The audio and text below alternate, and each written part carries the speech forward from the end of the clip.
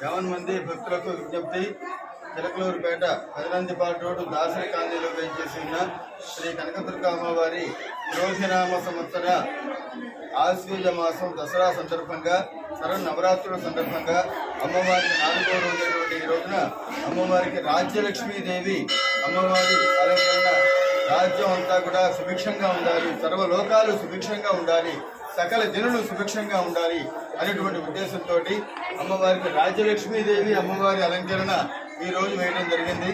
ప్రతిరోజు కూడా ఉదయం 10 గంటలకు అమ్మవారి ప్రత్యేక లలితా సహస్రనామార్చన కుంకుమ పూజ కార్యక్రమం ప్రతిరోజు కూడా జరుగుతుంది.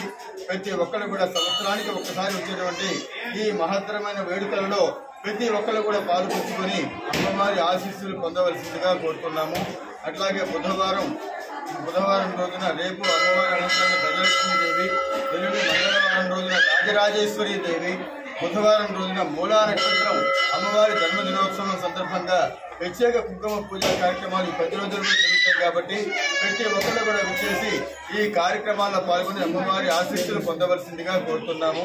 ఈ కార్యక్రమాలన్నీ కూడా దేవస్థాన కమిటీ వారు మరియు భక్తుల సహకారంతో ఈ కార్యక్రమాలు జరుగుతున్నాయి కాబట్టి ప్రతి ఒక్కరు విచ్చేసి ఆ రాజలక్ష్మి స్వరూపుడైనటువంటి దుర్గమ్మ తల్లిని దర్శించుకొని అమ్మ ఆశీస్సులు పొందవలసిందిగా కోరుతున్నాము.